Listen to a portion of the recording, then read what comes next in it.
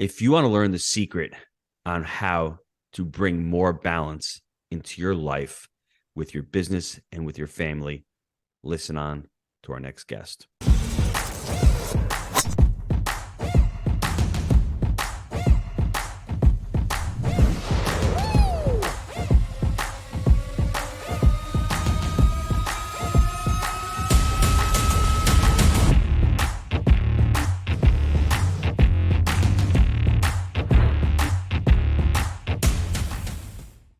Hello, everybody. This is Jake Senzio, host Jake and Gino podcast with my co-host, the multifamily mentor, the coach, chef, father, six, the best-selling author, the G-Daddy, Gino Barber. Gino, how's it going? Jake, I'm doing great, brother. How are you doing? You ready to go today? Are you recording? That's my only question. Is this thing on? Hello? Is this recording? I don't know. I hit the button after you told me like 20 seconds. This is only our third podcast that we're recording our lives. So, you know what happens when you're new. Hey, man, we're making it happen. Got a great guest today. Today's guest is a passionate entrepreneur and business coach who believes that everyone has potential to create their own success. So without further ado, Patrick Cummings, welcome to the show. Well, thanks so much for having me. You guys already have been pretty entertaining, so I'm looking forward to this. Hey, it is our pleasure. Let's get to know each other a little bit. Tell us about your background and how you got started in business. Yeah, so going clear back to college, when I got out of school, my wife was in veterinary medical school. And so I went to work basically any job I could up to the point where she graduated from veterinary school. And then after that, I went to work in corporate America. Worked for a chemical company, actually, that was based in Basel, Switzerland. U.S. headquarters was in Greensboro. And at the time, I felt like a corporate pawn because they'd call me on, the typical corporation would pick you up and move you and your family would come later. And you do whatever you could to make the forecast. And I did that for about 11 years and realized that on my son's 4th birthday, I'd spent one entire year of his life driving, looking through a windshield to go see clients. And I just decided to make a change, and I grew up pretty humble beginnings, single mom, didn't know anything about money other than the fact that I needed to make it as much as I could to help her and not have the cupboards bare at the end of the month. But I was talking to my broker and decided in late 1999, stock market was on fire. I was going to get in the investment business because I like to teach. And so I made a huge career change, gave up an expense account, company vehicle every 18 months, the whole deal, to kind of start my own thing because I believed at the time that I could work when I wanted, how hard I wanted, just to find out that company, I had my own office, supposedly my own boss, but they were pretty hard on me about daily revenue. And so I made a change then in 2004 and opened a wealth management practice with another firm. And since then I've been working in the wealth management practice and coaching some younger folks throughout that time frame, and made a lot of changes because I made a lot of mistakes with young kids. In my book, I talk about being raised by a dad who wasn't around much because he was a workaholic. When you're saying young kids, are you talking about the folks that work for you or your actual kids that you have? Oh, that's a great one. My actual kids. Okay. I made a lot of mistakes with employees too, right? But mostly my kids. I worked way too much. As an entrepreneur, you say you want to have time freedom, and I certainly didn't have that, or at least I didn't take advantage of it. So, got into running my own business, and here we are 22 years later, and having a lot of fun. Patrick, let's dive into the relationship that you had with your father and how that impacted your course of events and how you were starting to parent your children. Yeah, it's a tough question, right? It's an emotional question. My dad left when I was 5. My brother moved to be with him when I was 9. And raised by a single mom. We didn't have a lot. I didn't know that. But I would see my dad every other weekend for a day, sometimes 2 days. But I would say the vast majority of the time I saw him, I was at work with him. And he was an athletic director, public administration in school. And so for a school employee to make more money, what do they have to do? They have to contract out and do more jobs. And my dad was all about work and performance. And, looking back, I remember him talking about his dad. And his dad worked in the logging camps in Montana, and he worked 6 days a week. Of course, it was a depression back then. And my dad said, your job is to provide. And so, moving forward, I wanted a better life for my kids than what I had growing up. And it was really a mistake because I spent so much time working because that's all I knew. My dad told me that's what you have to do. And he, bless his heart, I lost him 3 years ago. But if you know the coach, Bobby Knight, my dad, his demeanor, Bobby Knight was his hero, right? And so being raised by that is you perform at a high level or you don't do anything. And sounds like you probably get yelled at a lot too. Yeah. I remember one time, it was funny. My dad was also, one of his other jobs was teaching driver's ed. And I remember he was teaching me to drive. It was an old Ford Fiesta, manual transmission. And we were stopped at a stoplight and it got stuck between first and second gear. It wouldn't actually move. And my dad was kicking the stick shift, screaming that I had to get out of the intersection. And I actually got out of the car and walked away and left him in the car. That was a fun day. But you're starting to, kind of mature a little bit there. This sounds like that song, "The Cat's in the Cradle and the Silver Spoon." Cats in the Cradle and the Silver Spoon. History's repeat itself, right? Yeah, it brings a tear to my eye, actually. But so being raised in that, they talk about generational sin, and my grandfather taught my dad, the leather strap for sharpening his razor was used for more than sharpening his razor, on my dad. And, my dad never beat me, never beat my brother, but he was pretty hard on us about work ethic. And not saying work ethic's bad, but to the point of, is there any balance? And unfortunately, my dad was divorced multiple times, and I just didn't get to see him very much. And we made amends late in life. And I don't ever want to have the regret that my dad had at the end of his life, as far as wishing he'd have done things different. And, we all are where we are today. Tomorrow's the first day of the rest of our life. What do we want that to look like with our kids and with our families and with our spouses and with work? What do we want it? And so I encourage people to write that down and design that from today moving forward, because if you don't, you get caught up in the rat race of life. Patrick, can you share the story of how you were going down that same path with your wife? During the week, you're working, and on the weekend, she's away at the veterinary school. And for anyone out there who wants to become a veterinarian, great calling, great job. One of the highest suicide rates. People love their pets, but obviously they don't like to pay for their pets. So it's like one of the most demanding, tough jobs. But can you share that story of how she's out the door and you're like, if we don't fix something, she's going to be out the door and leave forever?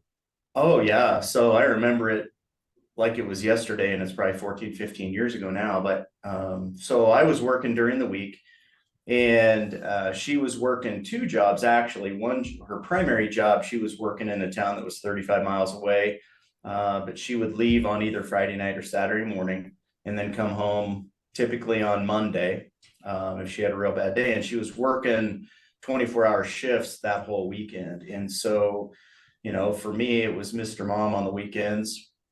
I was trying to run a business, really didn't have the gears fully engaged at that point in time with the business. Every month you started over at zero. And so there was a lot of stress, excuse me. And she and I were really growing apart, and she was raised obviously different than I was. She, disciplined the kids different than I did. And she was leaving on these weekends, and we'd literally pass each other in the hall like two roommates that were mad at each other. And she left this particular weekend, and I was pretty convinced that she was going to come home on Monday and say, I don't want to do this anymore. And in my mind, I had made the decision that I didn't want to do it anymore either.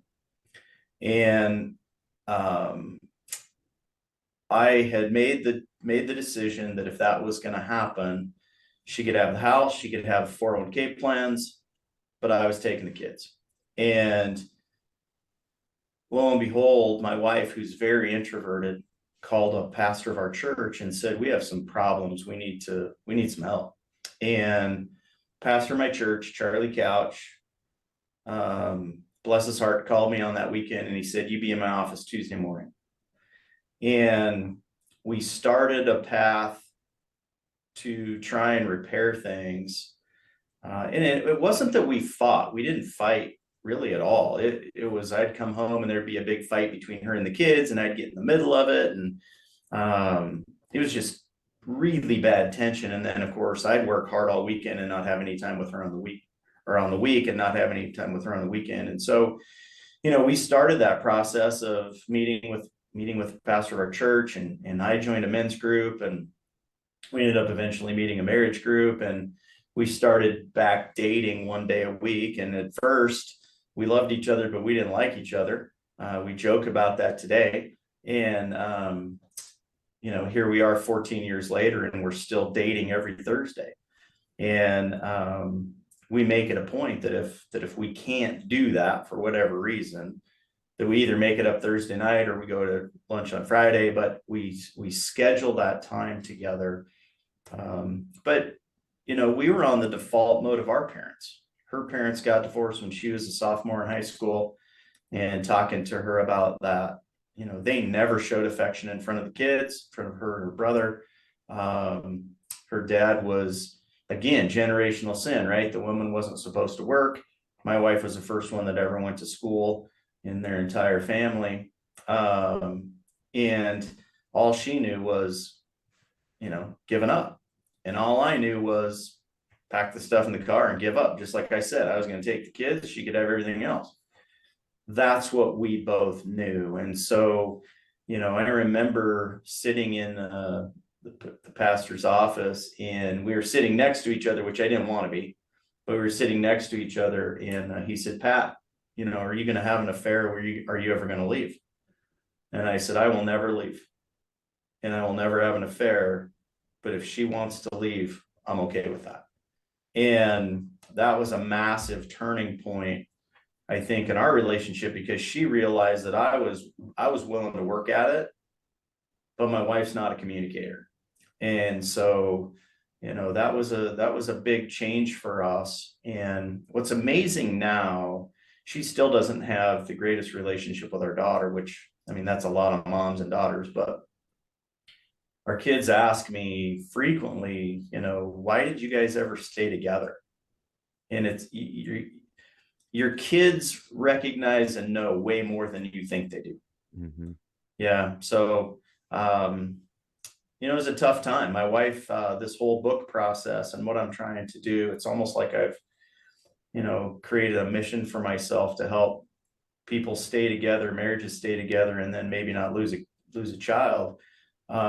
She read the first 3 chapters of the book, put it down. She can't pick it up because it's still too painful for her to go back and look through what we went through. But at the same time, the success that she and I had, now, because we're still together. In the book, let's talk a little bit about the balancing act. What recommendations or what strategies or techniques do you use to be able to balance between family and business? Yeah, a lot of people ask me that question. What is balance? Help us understand what balance is, because you can't run a business and work 8, 10, 12 hours a day and then go home and spend 8, 10, 12 hours a day with your kids. And so it's not an even, let's set up this scale and make sure it's equivalent. But the balance is when people say that they're going to be involved. People say that they're going to be at a sporting event or a ballet or, a piano recital, something, that they actually do it and they engage. And when I mean engage, how many times have you guys gone out to dinner and you look around the restaurant and everybody there is glued to their device, their mobile device? It's because of these damn menus now with the QR codes. You want to get me started on something. If I go into another place, I'm about to break some shit.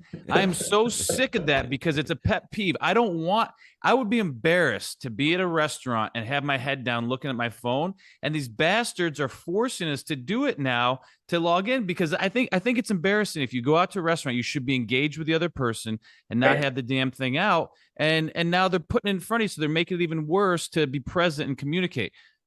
Yes, that's a pet peeve of mine. Thank you. Yeah. Jake, And how the do you next time you Jake, go to a wait, restaurant, how do you really feel, Jake? I mean, do you really It feel that angers strongly me, about Gino. it? Okay. It angers me. you, and I Breathe. apologize for angering you for this early in the morning. But the next time you go to one of those restaurants, ask them for a Throw the printed phone copy. at him. Ask them for a printed copy. Oh, I have. And if they don't give you one, leave, I right? start scratching my. You ever see Zoolander when they're trying to get the files out of the computer? Yeah, that's me. Okay. But in all seriousness, and I understand what you're saying completely. We are so connected anymore that I had an Apple Watch and I thought it was cool and it was tracking my health and all this stuff and it'd tell me I need to get up and You're like, that's what I need. do whatever, right? I don't wear it anymore because I'm sitting in meetings with clients or with my team, and that crazy thing on your wrist now is vibrating. And so you're constantly looking down at it, which tells the person in front of you that they're less important than whoever. Can I have a shock collar, please? Anybody got a shock collar for me? Yeah. Guys, here's a best practice too. And it's something I don't share that often. When I'm home, I treat my phone as if it's glued to the wall in a rotary phone. I keep it in my office, and when I walk out of my office, it stays in there because I don't want the damn thing glued to me, and it stays down there at night. I'm not sleeping with it. Okay, I got my wife for that. I'm gonna leave the phone downstairs and then have a relationship that way. That's just I think the time away from it is important, and at every step of the way they're trying to force it. So plug it in. Leave it in a room. You'll be able to hear it. It's not going anywhere. So. Yeah. So I think that's part of it. We have to become unconnected.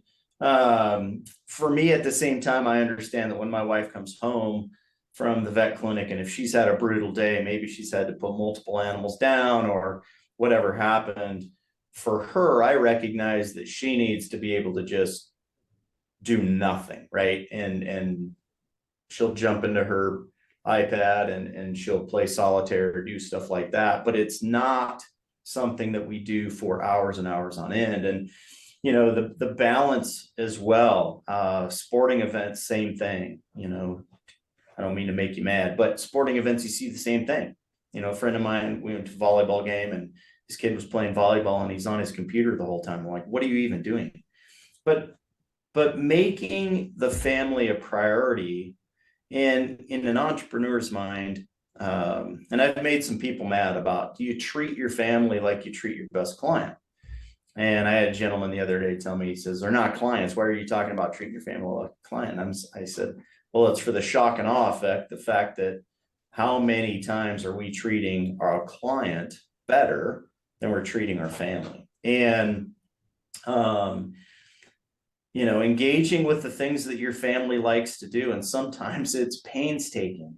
I talk about in my book, there's a picture behind me of my daughter with a horse, going to horse shows. I don't know if you've ever been to a horse show, but for me, it's like watching paint dry because, you're getting the horse ready and there's all this stuff and materialism. Talk about the smells.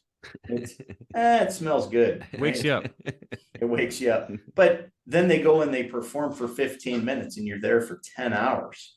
But being engaged in that and making sure that there's times that, they see that their passion is important. My son, I agree in economics and plant science. I joke with people that I wanted to learn how to grow money, but I wasn't a mechanic. And my son loved that stuff. And so we would literally buy engines that weren't working and tear them apart and see how they went together. And most of the time we couldn't get them back together and run. But, that was his passion. And today he's working as a mechanic and on a pit crew in the IndyCar world. And I truly believe it's because I took the time to make sure that I was spending quality time with them doing what they like to do. And And I think being engaged. So the balance is, make it to where you leave work at home. There are times, right? All of us know there are times that we have to do some extra work. Last night I was crunching numbers and doing stuff till 9 p.m., which for me anymore, that's not normal. And I just told my wife, this is something I have to get done because we're getting close to the end of the year. But I think if you tell them you're going to do something, you follow through and do it. Patrick, Jake has gotten me on what we call level 10 meetings with my wife. Yes, Jake, she's doing level 10 meetings. She's writing the stuff down. Did you skip Sunday? And she got the stuff last night. We didn't do it Sunday because we were at the boot camp Sunday all day. So we got home. I was exhausted. Gino, dude, Broseph, come on. I got home at 5 o'clock. I was exhausted from the weekend. I did mine yesterday. I didn't take Sunday. So she's like, Jake can sell me on anything. So I'm like, she's like, I've got everything written down. What are we doing this week? We're doing a podcast on Friday. So we got the podcast scheduled up. We have to come to Knoxville this weekend. On Saturday, we're flying in so Gino, who's renting the car? Gino, who's got the taxi going to the airport? All that stuff. And those are one of the rhythms that I just incorporated with the wife a week ago. What rhythms do you have or do you do with your family to be able to say, hey, here's some balancing act? Even though I may not be able to spend 8 hours a day with them, I can at least know that I'll be present for whatever's scheduled for the week or the month. Yeah. And I think in your calendar, if you keep track of stuff, put in the calendar. If you look at my calendar from now until however long the calendar, I'll put it in there. My wife is scheduled for lunch on Thursdays, but if there's an event that you want to be at or something that you want to be to, put it in the calendar and it's set in stone. We have, my wife and I sat down, and so Jake, I apologize. My wife took her phone to a lunch we went the other day, but we were scheduling. Just throw it away. We were scheduling weeks that we were traveling to different IndyCar races around the United States. And those things are going into the calendar at my work and the travel day and all that stuff. And I'll put times in that I am available, that I know that, if so you and the wife get vacations. You may not be into the IndyCar, but you go to the IndyCar, spend some time with your son, and then you guys got a vacation out of it. That sounds awesome. Exactly. So I say schedule it. We schedule everything else on our calendars, at least around work. Why aren't we scheduling that kind of stuff with our family? Mm-hmm. So, and before we go to the performance questions, the modern fatherhood, I'm reading in your book that there may be a little bit of a challenge for us as dads and fathers and men, because right now we're getting mixed messaging.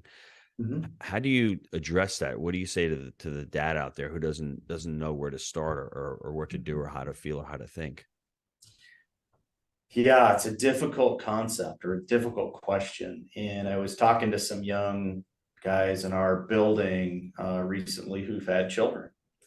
And, one of them is in a conflict already with his wife because she's saying, you got nothing left when you come home. Gino, you were just talking on, 5 o'clock, you're done.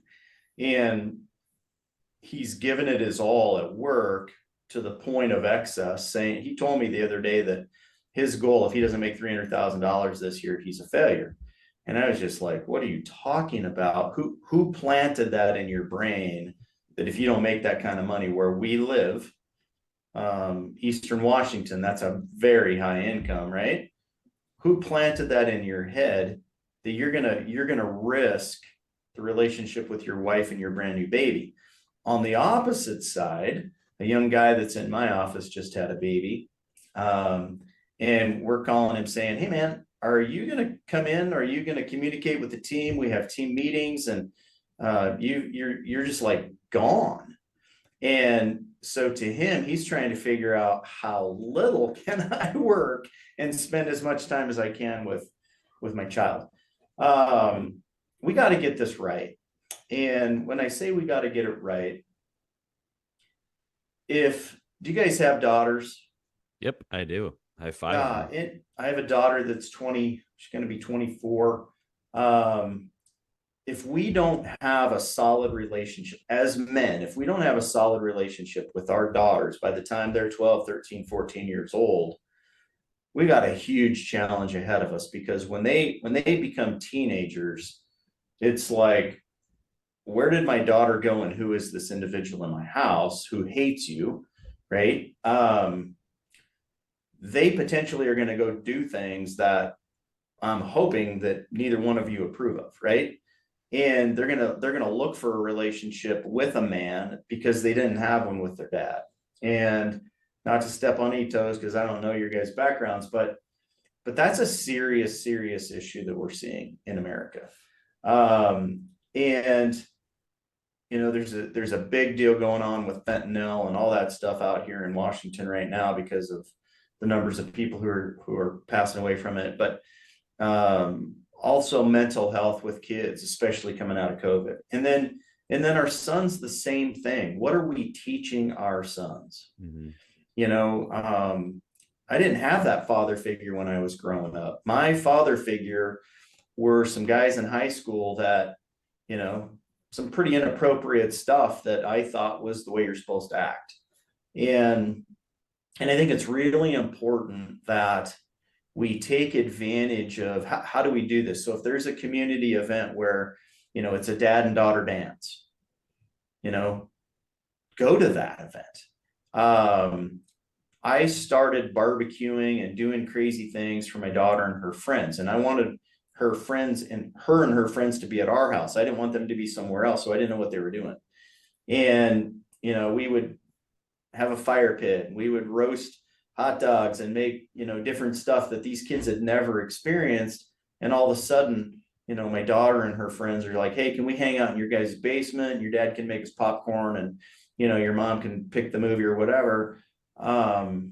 It's really important to start doing that. And none of us are going to get it perfect. That's why I started Progress, Not Perfection, PNP strategies, because, we just got to take steps forward in a positive direction. You hear advertisements all the time for foster parents. You don't have to be perfect.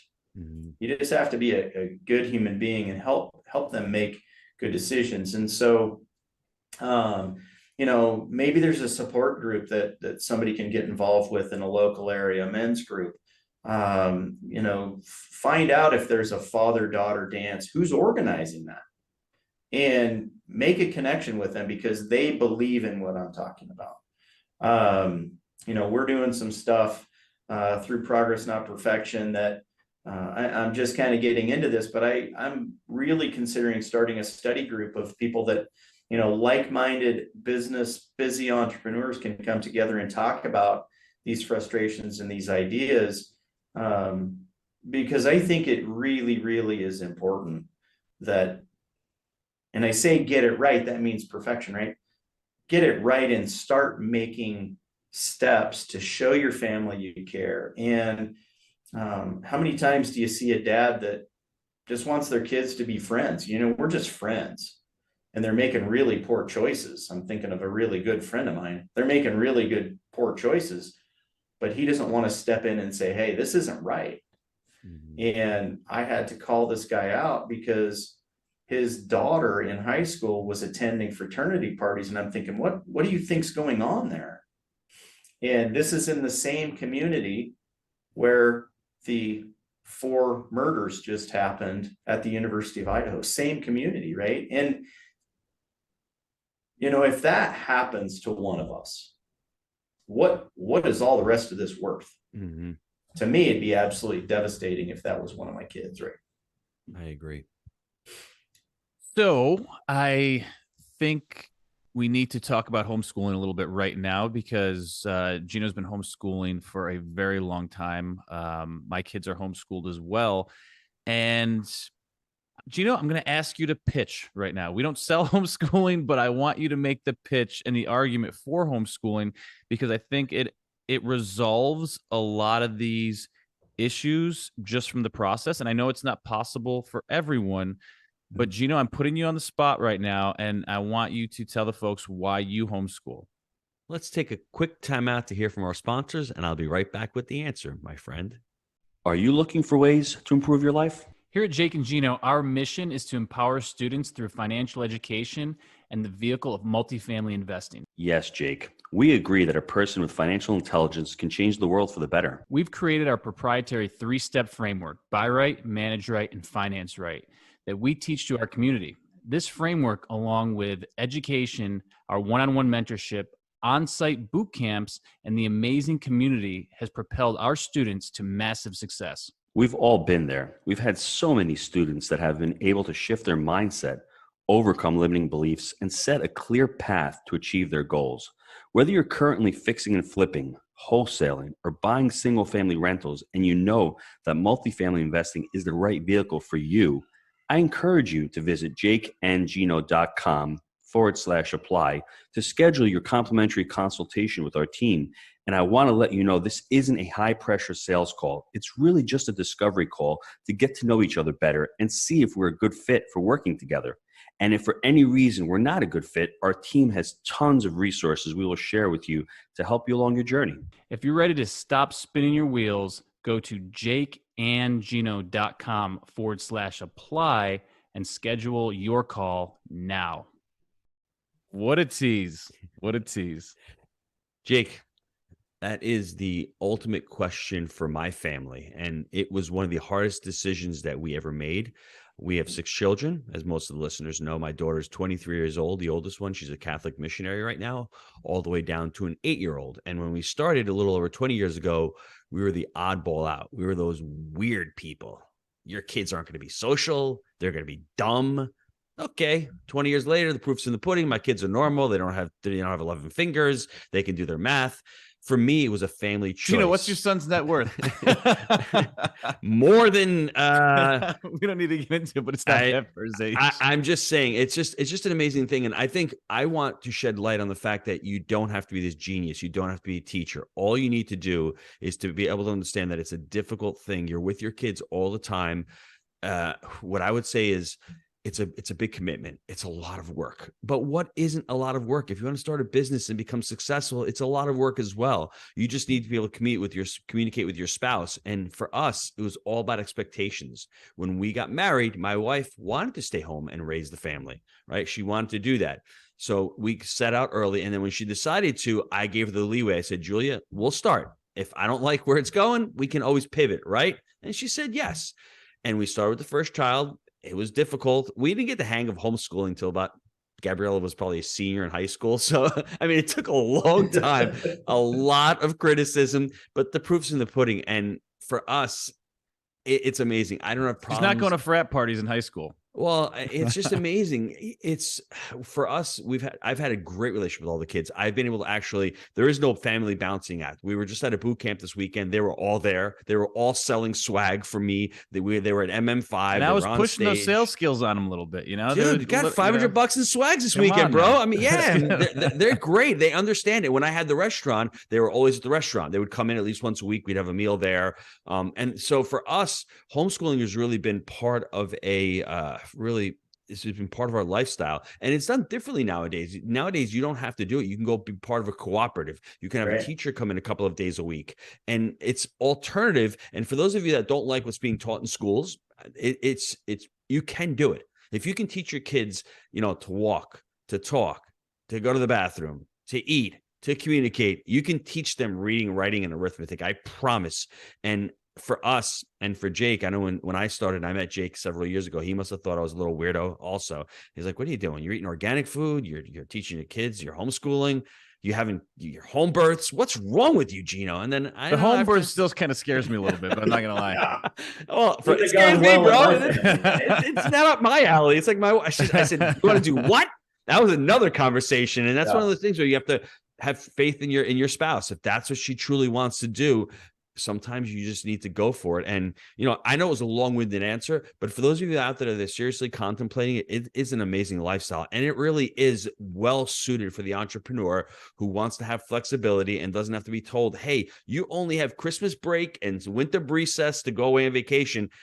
My kids this weekend went to the boot camp. We didn't have school yesterday because guess what? They worked all weekend. They were in a room with 150 other entrepreneurs. That's school right there, Stenziano. What say you, my friend? But they learned, that was school for them, right? Mm-hmm. The school of life. That's right. Some of the most successful clients I have, never went to college, right? Some of them didn't graduate. It high doesn't school. serve us anymore. Okay. It was built an antiquated system to provide factory workers for Ford. Okay. That Mhm. was a factory model. It doesn't serve people nowadays. Most of the things that people learn in college do not serve us nowadays. And I think homeschooling, if you look at it, look at the results. The proof is in the pudding. I'm going to call it results-based parenting, Gino. But no, but ultimately, look, I'm just going to say, like, if just take your son, for example, he can underwrite multifamily deals. He's very successful at a very young age, and he's a sound and polite young man. And what more can you ask for, right? Jake, Well, seriously, what more can you ask for? two quick stories for everybody. The first one was he was doing. I sent him to college. He's going to college because I wanted him to get into rhythms. I wanted him to be able to challenge his professors. I wanted him to create relationships. And he's studying for a test about 3 weeks ago, and he looks terrible. I'm like, Mike, how you doing? You feeling okay? He's like, I'm not doing good. That I got a fever, but I got to study for this test. And I'm like, that's it, bro. That's part of life. Doing things that you want, that you don't want to do, but you need to do. And he says to me, I learned from the best. And that was like one of the most highlights of me being a parent, because he's looking at me, because I never packed it in. Whenever I was sick, I would go to work, and I would never not call in sick. I have to provide for the family. And the other one was when we took over property, Jake, the Stockton property several years ago. I remember he put in his own money, and he would actually say to me, Dad, why aren't we having owner draws this month? And I would say to Jake, why aren't we doing it? And then all of a sudden we started tracking KPIs based on economic occupancy and based on market rent units. We had about 40 units that were below market rent, and we started tracking that. And now all of a sudden he's asking me about seller financing and how he wants me to get diluted with seller financing. So involve your children in your business. It's amazing that, hey, I'm not a mechanic. They may not be like that mechanic lifestyle, but they may like becoming an entrepreneur and going and looking at houses and going and looking at deals and going to the boot camps and learning about multifamily. So just include your children and make them part of your business. That's what I've learned for us that works as a family. Yeah, and that's the beautiful thing about multifamily too, is that, look, you could be a multifamily owner and still do something else, and that can free you up for other things. So it's really cool. Yes. Getting back a little bit, Patrick, you're talking about your rhythms and organization and things like that. Talk about your rhythms and how you stay organized, not only from the work side, but also make sure that you and your wife are dialed in together. Well, I have a bit of ADD, and so my team at work knows that I have ADD, and if I drink too much coffee or whatever, I get a little bit. I can chase frisbees all day, and so Stay in your lane, Patrick. Stay in your Patrick, lane. I've got to cut in for 1 second. Who in this world doesn't have a little bit of ADD? I mean, it's You're just an entrepreneur. You do. There's so many things out there. You got Instagram, you got Facebook, you got LinkedIn, you got Jake over here. I mean, there's so many things that are being a human. Drop the stupid titles with it, right? at least for me. So it's it's multifold. I mean, part of it is my wife and making sure that we don't just have one meal together all week. I mean, that's a day where we go to lunch, and when we're at lunch, we're talking about how are we doing? Is there anything on your mind that I'm doing that's bugging you? Or, that's our day of check-in. But we have dinner every night together. It's awesome. We spend a lot of time together now, and we pray together. And again, that Thursday, a lot of people go, oh, it's a date, you're going to a movie and you're not communicating and you're holding hands and eating popcorn. No, the Thursday for us is a check-in day to make sure that we're on track. We don't want the check engine light in the car to come on. And so talking about what's the week ahead on Sundays, we just sit down and we talk about what's the week ahead. What do I need to do for you? Do we need to make any extra meals? What's going on? Our kids are both gone. One's in Indianapolis and one's at veterinary school herself. And so the check-in for real, and my wife knows it's a safe conversation. Pat, you stink. You need to go take a shower. Or, hey, you're spending way too much time at the cabin, or different things. At work, my team knows that they need to help me prioritize. And so when I'm done with this call today, this podcast today, I'm going to sit down with my team, and we're going to talk through the things that have to get done. And you guys know the saying of move the rocks first, don't play in the sandbox, right? Whatever the 5 rocks are that need to get moved, I'm moving those first. And so for me, knowing that if I veer away from that and I start muddling in other stuff, those 5 items aren't going to get accomplished. And that causes stress for everybody at the office, causes stress for me at home.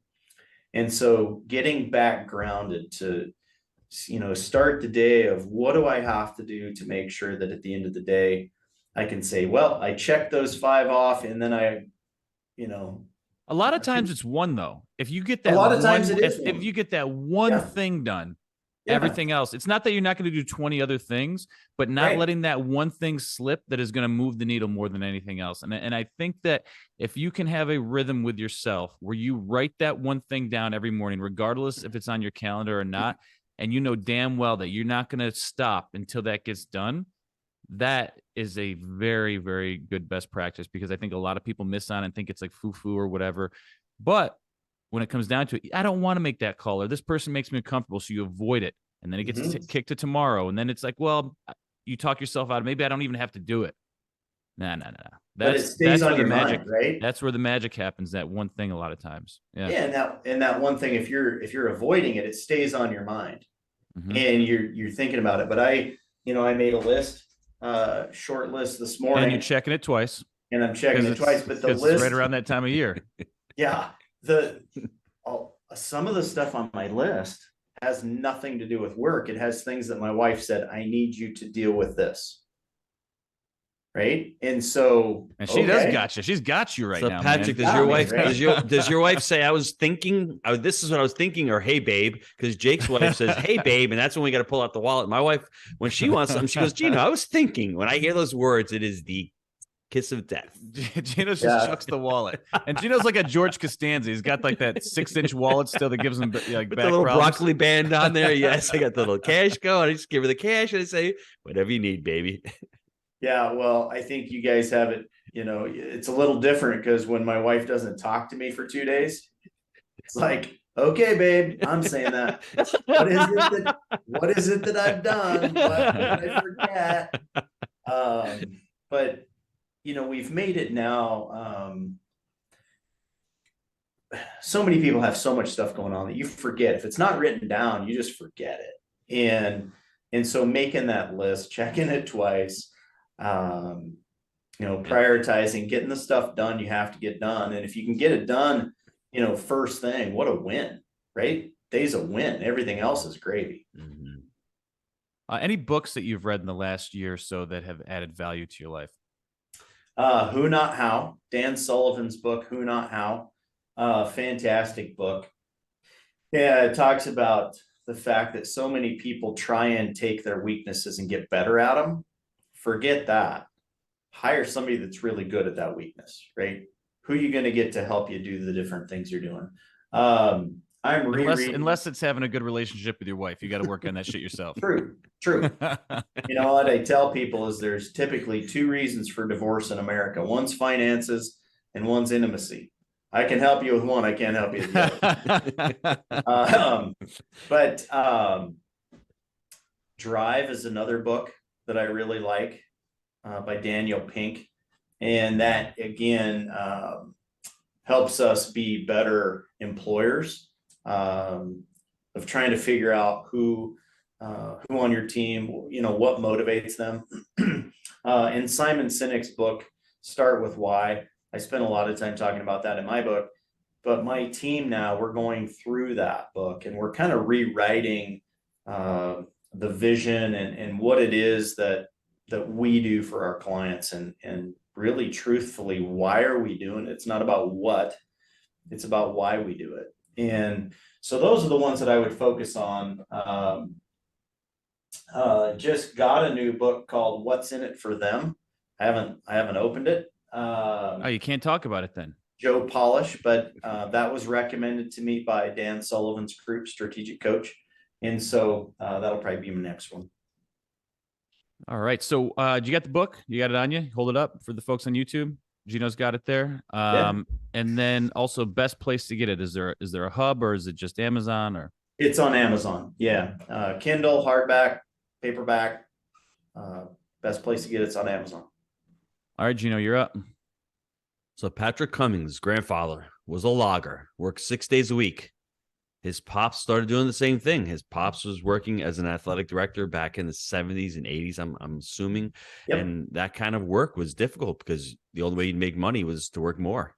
And when you work more and you're helping other kids out, you're sort of neglecting your own kids, which is the true irony in life. Because I'm assuming that your father was very passionate about helping children, and that irony was probably lost upon him when he had two of his own sons. I know your brother's name is Scott, and I know that they haven't really reconciled. And to think about that, it's really a warning sign for all of us that are listening on this right now. We have the ability. Don't use, well, it happened to me as an excuse. It really did happen to you, but you have the opportunity to make the choice right now to say, I don't want to be like my father, or I don't want to be like my mother. I have the opportunity to say, I want to reconnect with my kids.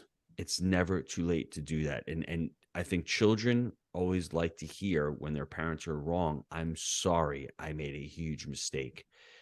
And if we can do that, I don't want to say it's never Not too late. easy either. It's not easy. Nothing, but it's something that we really need to focus on, because as children get older, they start having their own families, and you're starting to impact and to create that cycle. Do you want that? So as fathers out there, the relationship that you have with your daughter, they're going to marry that person. If you're a jerk to your daughter, guess what? They're going to marry a jerk. If you're a loving father who respects women and treats them great, and you're there as that support, they're going to be attracted to that person. So it's all up to you. I'm going to hold up the book again, The Family Balancing Act. Go out and buy it on Amazon. It's really for top of mind. The last thing I like to say is schedule. Put everything in a schedule. Even if it's a date with your kids, a date with your wife, Absolutely. you need to put time. And if you want to think of them as clients, what would you do for your client? Would you jump on a plane and visit your client tomorrow if they had a huge contract? Why wouldn't you do the same thing for your family? Exactly. Well said, Gino. And Gino, I'm going to say this to you too. We were talking about being present earlier today. My daughter called us out to build a puzzle last night. She had like the frame done, and we got into it. We got like half of it done. She quit before we ever did. And I'm going to tell you right now, puzzles are pretty fun. I haven't done one in like 20 years. This was awesome. So, do a puzzle this Christmas season, folks. You'll damn enjoy it, and see if you can outlast your kids. Gang, this has been a lot of fun. As always, we believe in buying deals for the long term. Think in decades. I'm Jake. He's a G Daddy, and we make it happen. We'll see you next time.